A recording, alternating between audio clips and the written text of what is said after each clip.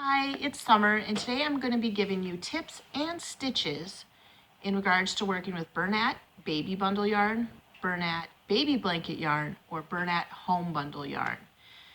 My daughter got me this yarn for my birthday. I really liked it and have been looking at it frequently in the store because I really love all the different textures and the cushy, warm feeling that it has. But it is a bit of an overwhelming yarn to use because there's so many different types of yarn in this bundle. So I kind of been putting off for a while what I was going to make for it. I hadn't decided what I was going to do, and I'd had it about since August when the winter months hit, and of course I'm chilled all the time, and I thought it'd be really nice to make a nice fuzzy Afghan with this. But one of the things that I was thinking about while using this yarn was I wanted it to be more consistent with the different textures that it has, rather than having it change partway through all the rows and having it kind of like look mishmashed or thrown together. So I came up with this idea that I was going to crochet 3 panels in this textured mixtured yarn, and then connect the panels together with this nice Bernat baby blanket bundle yarn. And you'll see when I start to show this other yarn together a little more that it does have this similar baby blanket yarn in the brown color in the bundle. So I thought it'd be kind of nice to connect it with the purple and then do an all over border. So first I wanted to talk about crocheting with this yarn. So this yarn comes with 3 different textures, kind of this rope or corded texture, which is a little thicker than a worsted weight. It has the Bernat super soft baby blanket yarn in it. It has this pipsqueak type of fluffy yarn in it. And then it has a kind of a yarn like Lion's Homespun, kind of a little fuzzy, but still more corded than the pipsqueak. And the thing that's difficult with it is when you're moving from each texture of the yarn, sometimes, for instance, and if you've crocheted with pipsqueak before, it's very hard to see your stitches. So what I was thinking is that I would do a corner to corner blanket. Now, if you are interested in knowing what a corner to corner blanket is, or oftentimes on boards you'll see C2C, check out Mikey on the Crochet Crowd, type it into another YouTube search. Maybe in a while I'll have a video about corner to corner blankets. But the really nice thing is it's groups of double crochet. It's crocheted on the diagonal. And it's really nice because you don't need to look for each individual hole while crocheting. And that's something that's really handy when working with the pipsqueak, because it's so hard to see the hole. What you end up doing when you move to the next block is chaining up 3. And then when you move to do your other block, you crochet around that chain 3 rather than looking for each individual hole. But the one technique that I wanted to show you when crocheting, and unfortunately, because I'm kind of new to filming, I don't necessarily know how to show you frontwards, so it's going to be backwards, but essentially it will be the same, is that what you do is when you wrap your hook, you poke it underneath that bar rather than a hole. And with the pipsqueak, you need to be very careful to not stretch it out too much, because it can kind of break. And then you join to the next block. What I'm showing you here is the corner to corner. I'm working in a diagonal. As I'm going down, I've got blocks that I'm connecting as I make each block. I'm going to pause the camera, I'm going to crochet a little bit with the pipsqueak, and then I'm going to show you the other area that you need to be a bit careful with while crocheting with the pipsqueak. And that is when you join, when the yarn changes from pipsqueak to Bernat bundle, how you're going to join those two. Now, this next part, I'm about to do another row with the pipsqueak. Now, here is another tip. When I'm working with the pipsqueak, when you're going to do a new row in the corner to corner, you chain up 6. So I just did 1, 2, 3. Now, when you do the corner to corner, you chain up 6, and then you take your hook and you look for the 3rd chain to start doing your next block? Well, because as you can see with that pipsqueak, it just looks like a twisted up bit of yarn. I chain 3, I hold my fingers on the 3rd stitch. Then I do the other 3, 1, 2, 3.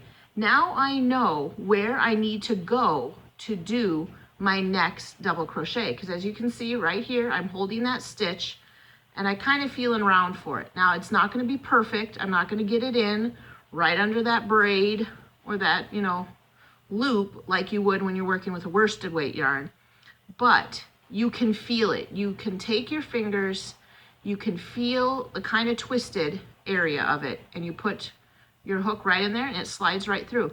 But like I said, what I do is I chain up 3, I hold my fingers, 1, 2, 3, I hold my fingers on that 3rd stitch, then I chain up 3 more, and that is where I go right back in. I never move my fingers off that chain.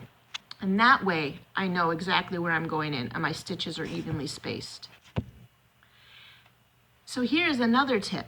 Now, the most difficult thing or the most frustrating thing for me when working with this yarn is when I go to do my next row and it's changed to the Bernat blanket yarn and I need to work into the pipsqueak. Now, the reason that it's difficult personally is because the pipsqueak is very flimsy, it's very soft, and the Bernat blanket yarn is real stiff. Even though it's a super soft yarn, it's still a more stiff cording. So when I go in to do my next stitch, I have to be very careful to not pull so tightly or I will rip the pipsqueak. And so I just tend to do this next part really slow. I slide the yarn on my hook because pulling it with my hook is going to be too tight.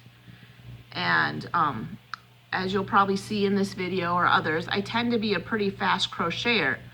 But when I'm working with this Bernat blanket into the pipsqueak, I have to pay special attention to be real slow so that I don't rip the pipsqueak, I don't stretch out my stitches, and so that I have a nice joining between where the Bernat bundle blanket yarn is joining to the pipsqueak. And I'll do a few more stitches so you can see. Like I said before, if you want, you know, tips or how to do the corner to corner, there's plenty of videos, there's plenty of patterns. A lot of the crochet groups I belong to, like the Crochet Addiction on Facebook, they all have plenty of information about the corner to corner blanket. So basically you do 3 double crochets along a chain of 3, and then you join it with a slip stitch to the next. And you just keep working in like a stair-step pattern. Unfortunately, it's very hard to see the pattern with the pipsqueak, but when I finish with this Bernat blanket, I'm going to pause the video. I'm going to show you a panel because I already did one. I couldn't wait.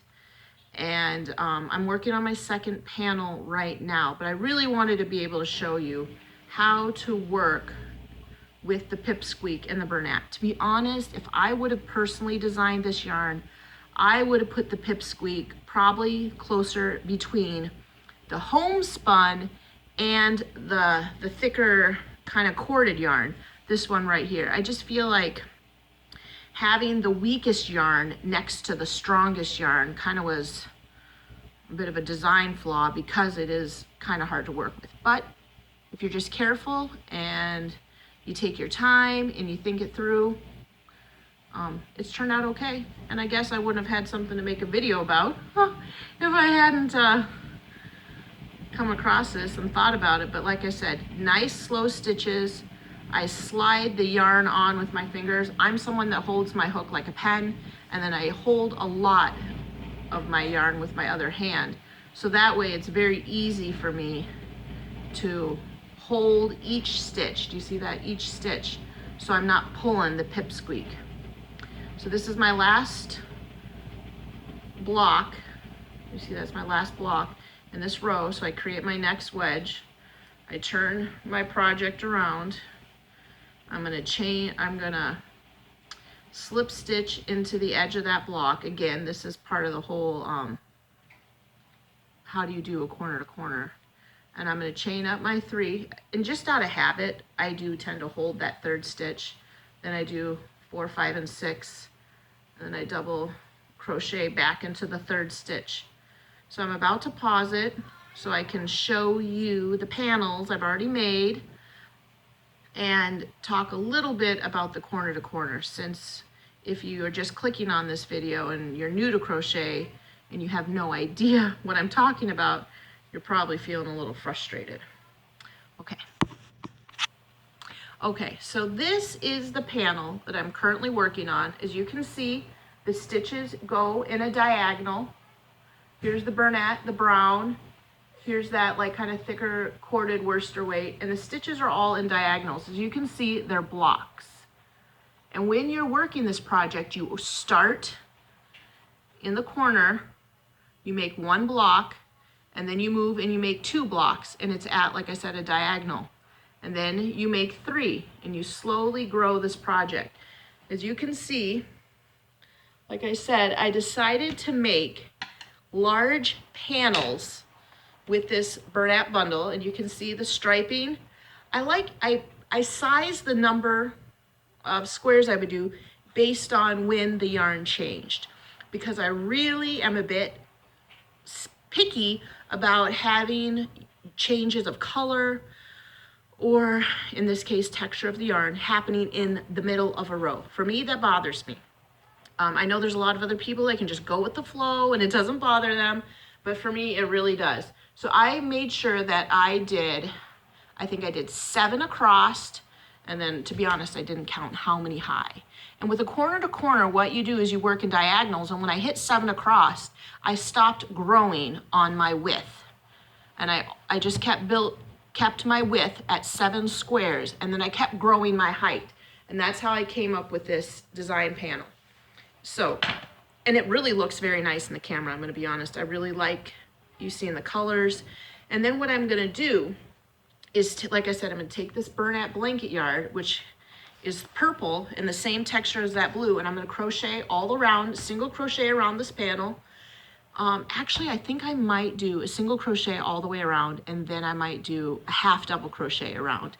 And then I have another panel, because I have 2 of them, and then I'm going to do the same thing. I finished this panel. I mean, you can't really see it. I'm limited with my camera work.